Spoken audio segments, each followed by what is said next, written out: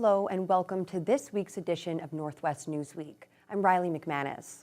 A jury delivered its verdict on Thursday for a Manitouwadge man charged with second-degree murder in the stabbing death of his younger brother.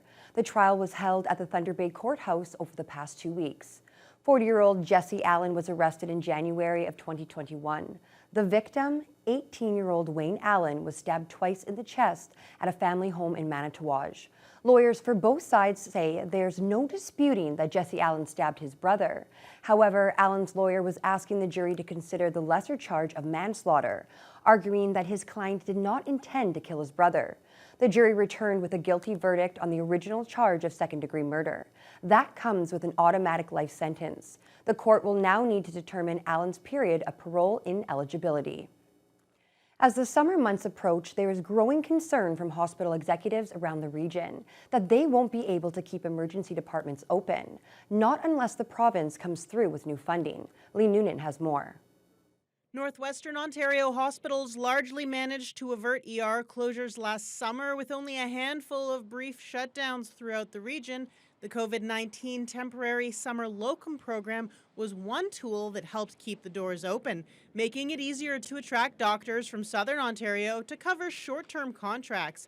But that program ended on March 31st. I could see hospitals in the Northwestern Ontario area and across Ontario facing closures, facing shutdowns. You know, there may be some closures over the summer for all of us if some kind of funding isn't realized. I mean, we're probably even more stretched this year than we were last year. And last year was a year that we didn't even think we'd get through without facing closure. I would almost call it a miracle of perseverance by our physicians. The funding had allowed hospitals to get creative in attracting locums to rural northern hospitals. Without it, hospital executives don't see how they'll avoid ER closures. If I was a physician, I don't think I'd come up north without that funding. I would stay where I work currently, and we need that funding to be able to get physicians to come up north and help us out for the summer. The summer months are particularly crucial as staff physicians book off some much-needed vacation. We're not dealing with robots, we're dealing with people, real life people that need a work-life balance. They've sacrificed for so long for so many things, and we really need to pay them back, and we need to recognize what they're doing. They hate to be the one to say, oh, we're going to have to close Emerge because I'm tired and I need to stay home. But guess what? They're going to get tired and they're going to need to stay home. Hospital executives say they've been promised something will replace the locum funding, but it hasn't come yet. And it's already needed. At Lake of the Woods District Hospital in Kenora, they've been continuing to pay the locum incentives out of pocket. Because we weren't doing that, we already would have had face closure. And we don't want to close. So we're doing it in a good faith because we know we've been told that these things are being negotiated. And we expect that they will be put in place. The Ministry of Health did not respond to our requests for comments. But all three CEOs we spoke to said they're hoping the province will come through soon. With the region's hospitals located hundreds of kilometers apart, they're keenly aware of the potential impact of any closure, and they all praise their staff and their colleagues for the Herculean effort that's been made to keep Northwestern Ontario's hospitals open. Lee Noonan, TBT News. The Transportation Safety Board is deploying a team of investigators to the Deer Lake Airport after a small plane had a mishap right after it landed. A spokesperson for the TSB says it happened at around 1:30 Friday morning. The plane apparently overran the runway and was substantially damaged.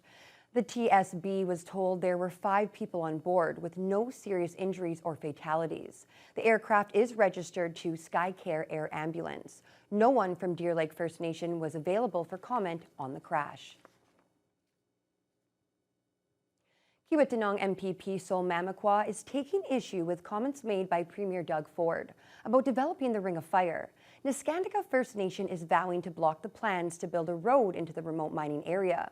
Ford was asked about that opposition last week in relation to his government passing Bill 71, the Building More Mines Act.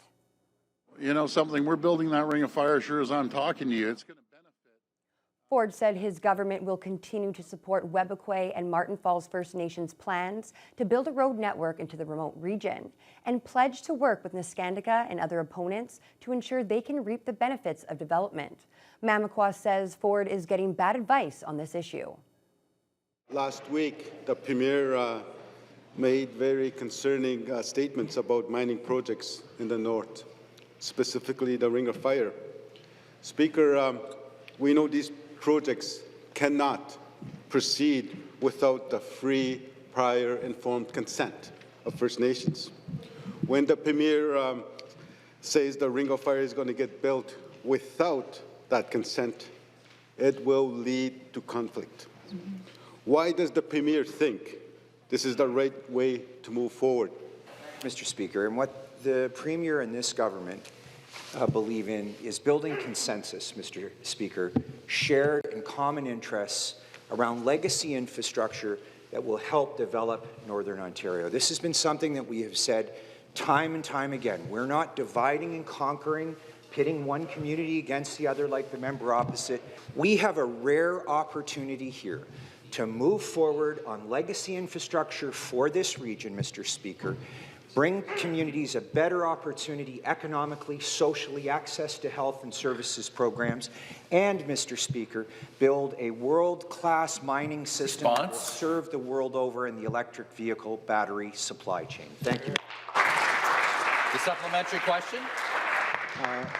Speaker, the Premier needs to stop getting bad advice from this minister. The boil water advisory in Atikokan has now been rescinded following that major culvert collapse last week. The town issued an update on Monday to announce that laboratory testing of the water supply does not show any bacterial contamination. The large culvert along Mercury Avenue collapsed last Tuesday afternoon, leaving a gaping hole in the roadway which crosses the Atikokan River. Fortunately, no one was hurt. The washout also severed a 12-inch water line, causing a temporary disruption of the town's drinking water system. A boil water advisory was put into effect, and it was lifted Monday morning. The aging culvert was scheduled to be replaced next month, but that project has now been moved up by a few weeks, and the road will remain closed until the work is completed in late June. Work is well underway on twinning Highway 17 between Kenora and the Manitoba border. Kenora's Conservative representatives at the provincial and federal levels want Ottawa to help foot the bill for that project and for twinning projects all along the Trans-Canada Highway. Lee Noonan has more. Phase 1 of the province's Kenora area highway twinning project is on schedule for completion by the fall of next year. It'll see the first 6.5 kilometers of Highway 17 east from the Ontario-Manitoba border converted to 4 lanes. Everyone in the region is excited that we're seeing this progress. This is something we've been talking about for decades as a region, and to see it finally beginning to come to fruition is exciting, and I really appreciate the work that the province has done.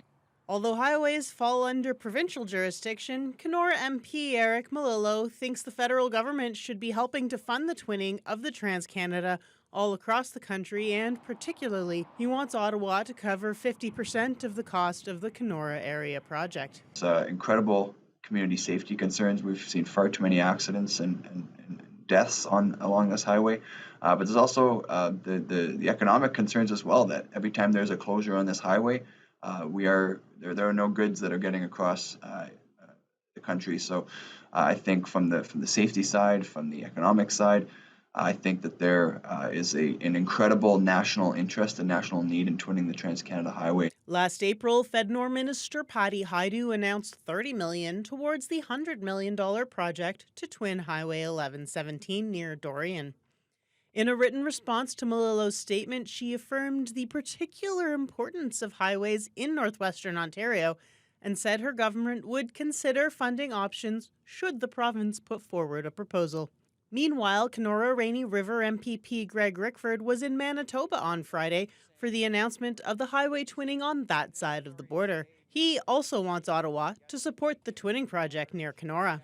If applications per segment is the issue, I can assure the federal minister that those applications will come in the form that they're looking for, and the proof will be in the pudding. If they're committed to a national corridor, a Trans-Canada highway, we're going to get after it and continue to build a highway that's safe for us all to cross beautiful northwestern Ontario. Phase 2 of the Kenora area twinning project is currently at the preliminary design stage. Rickford says his government is prepared to complete the work with or without federal dollars. Lee Noonan, TBT News. After the break, a new era of policing has begun in Thunder Bay as Darcy Fleury was officially sworn in as the new Chief of Police.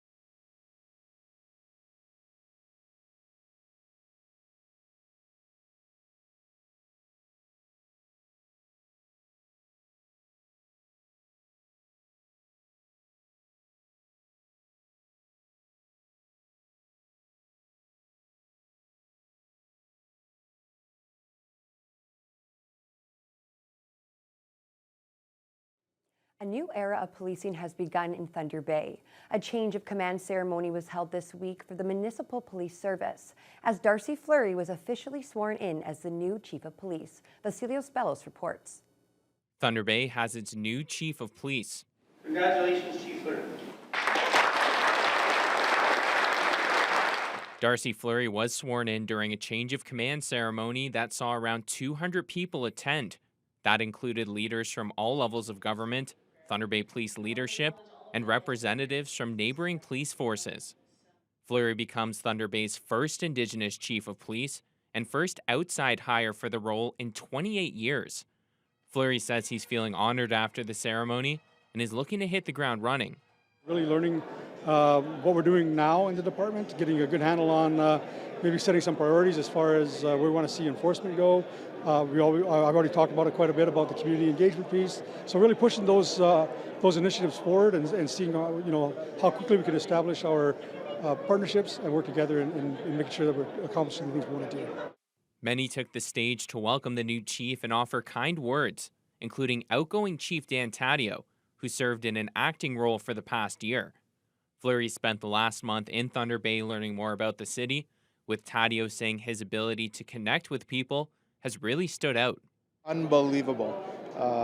I'll just speak internally, our members, they want to speak to him. He has just this connection with people that I haven't seen for a very long time. He's a listener as well. And now for Fleury, the real work begins, with the new chief saying creating a learning environment at police headquarters is one of his priorities. Team that we have here, the leadership team that we have here now, and making sure they have the tools they need to do the job that they need to have for everybody else in the department and for the people of Thunder Bay. So it's really going to be about that, cleaning that learning environment, talking about some of the mistakes we've made in the past, and seeing what ideas they have to push us forward. Vasilios Bellos, TVT News.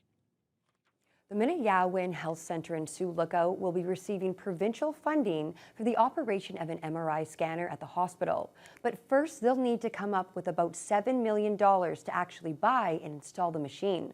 Manitouwadge serves roughly 30,000 residents across an area bigger than Germany. Right now, patients needing an MRI have to travel to Thunder Bay or Winnipeg. Ontario Health Northwest has committed to the funding and operation of an MRI at Manitouwadge, but they don't fund capital expenses, leaving the local community to fundraise the estimated $7 million. Sioux Lookout Mayor Doug Lawrence says having an MRI in the hospital will mean more health equity for the region, particularly the First Nations to the north. Sometimes people don't go for an MRI because they can't afford to lay out the upfront money for the travel costs or the hotel, because you get reimbursed after the fact. Sometimes doctors may be reluctant to use an MRI as part of their diagnosis because it's going to take too long to get the results. With the travel and travel time. Some people, I mean, you can imagine, are traveling from north of Sioux Lookout. It's been prescribed north of Sioux Lookout that this should be done. They come through Sioux Lookout to Thunder Bay. This is 2, 3, 5 days of their time to have an MRI. So it's going to be huge. According to Lawrence, travel out of the Sioux Lookout area for MRIs alone costs an estimated $1.5 million a year in northern travel grants and non-insured health benefits. Since 1994, the Sioux Lookout Manitouwadge Health Center Foundation has raised over $5 million. They're now gearing up for a fundraising campaign that could more than double that number. More than 1,000 Kenora residents will be losing their primary care this summer. A local physician is closing his family practice there in order to focus on street medicine full-time. Dr. Johnny Grech says he's hoping the change will be best for the overall health of the community. Kenora is really this sort of microcosm, or a really interesting environment and climate for people who use drugs, with fairly limited or lots of gaps for people to fall through in the healthcare that they receive. And as a consequence, I think we're not only doing those people an injustice, but the town in which they live. Grech will be shutting his family practice at the end of July. And although there are 9 other doctors still practicing at the Patterson Health Center, they don't have the capacity to take on most of his 1,200 patients.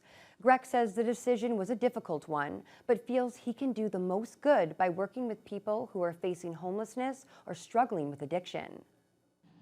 We're right here at potential breaking point, but out of that, I think we're going to see this wonderful kind of butterfly transformation, and I really want to be part of that in a compassionate way. It's lovely to think that Kenora could actually be a kind of a leading light in that.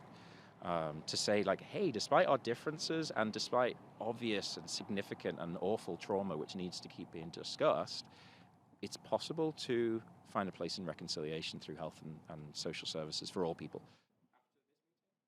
Grech says he and his street outreach team will be focusing on making sure people can access the addiction center that they need, and on being more strategic, collaborating with other organizations, and making prevention and education a priority. The Ontario NDP are calling on the Ford government to make 911 service available in remote regions. Last year, the province announced a plan to invest $208 million over 3 years to bring next-generation 911 service into operation. But Kiiwetinoong MPP Sol Mamakwa says the government should first be supporting the NDP's Bill 107, the 911 Everywhere in Ontario Act. Miigwech Speaker, I'm still waiting for that technology to arrive in Kiiwetinoong. Speaker, it's almost been 5 years since this government received the Chief Coroner's report following 4 deaths linked to a failure of 911 in Northern Ontario. But nothing has changed, Speaker. In Kiiwetinoong, the services for ambulance, the services for fire, the services for police range from minimal to non-existent. You cannot call 911 for services that do not exist. When will this government take real action to ensure everyone in Ontario who calls 911 gets the help that they need? Well, we are acting. That's exactly why we're providing the $208 million supports for municipalities and for regions in the north so that they can begin the transition for next generation 911. When the former government was in power for 15 years, they didn't move the needle. And I have to say, when that party was in power in the early 90s, they didn't realize they had the same issues then with the dialing sequence in some regions that didn't have it. We want every region in Ontario to benefit from the next generation 911. And this technology will allow an unprecedented level of safety.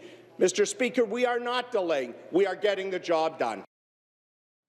Rainy River OPP have laid a long list of charges against 2 people following an alleged assault and robbery incident at a Fort Frances residence early Monday morning. A 42-year-old Fort Frances man has been charged with pointing a firearm and uttering threats of death or bodily harm. The suspect and a 33-year-old Fort Frances woman are also charged with forcible confinement, robbery with theft, and trafficking. OPP say the victim suffered minor injuries. When we return, a groundbreaking ceremony reveals that Marathon's Pebble Beach is set to get a multi-million-dollar facelift.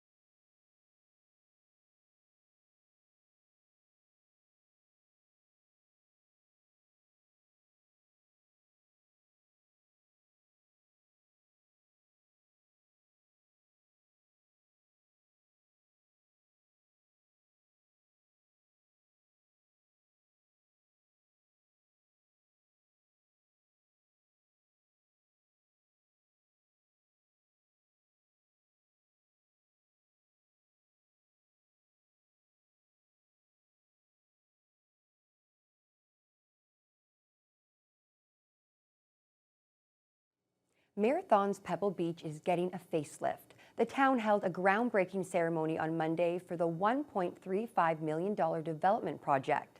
The site will be closed for the summer, with construction expected to be complete by November. Major upgrades are on the way for the infrastructure around the beach, although the area's natural beauty could not be improved upon. A popular destination for walking or taking in the sunset, the project will create new terraced viewing platforms and a boardwalk, as well as accessible walkways, washrooms, and parking. Mayor Rick Dumas calls Pebble Beach a golden gem in the community. It is $1 million view, and we see the waves and the wave action in the lake itself, the sunset. So it really is something we just want to enhance in our community, and we're looking forward to it. It's been a long time coming. You know, we're being mindful of the landscape and you know, ensuring that we embrace the beauty of Lake Superior. And what we're focusing on is a boardwalk with a terrace, so people can actually get out of their vehicle, take a walk around the facility, be at a lower terrace than the vehicles parked, so there's no interference with the viewing of Lake Superior and its surrounding landscape. The new pathways will connect with the group of 7 path systems and the Trans-Canada Trail, allowing hikers in the region to enjoy the beach. The project had to be scaled down somewhat as costs increased dramatically during the pandemic, but the town does hope to continue developing the facilities around Pebble Beach in the future. The township of Ignace is looking for local residents to fill the vacant council seats left open when the mayor and deputy mayor resigned in early April. Interested candidates have until noon on June 5th to reach out and get an expression of interest number. They will then need to complete an application and make a presentation to council. The positions are expected to be filled by July 17th.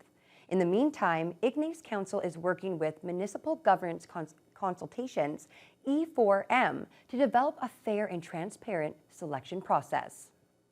182 fire rangers and incident management personnel from Ontario have been deployed to support the firefighting efforts in Alberta. A province-wide state of emergency has been declared there as a result of numerous wildfires. Along with personnel, Ministry of Natural Resources officials say they've also sent pumps, hoses, and other equipment to Alberta. The 182 personnel represent a significant portion of the roughly 800 people the MNR employs to fight firefighters here in a typical year. Officials say that while they're committed to supporting Alberta, they're also maintaining capacity to respond to new wildfires in Ontario.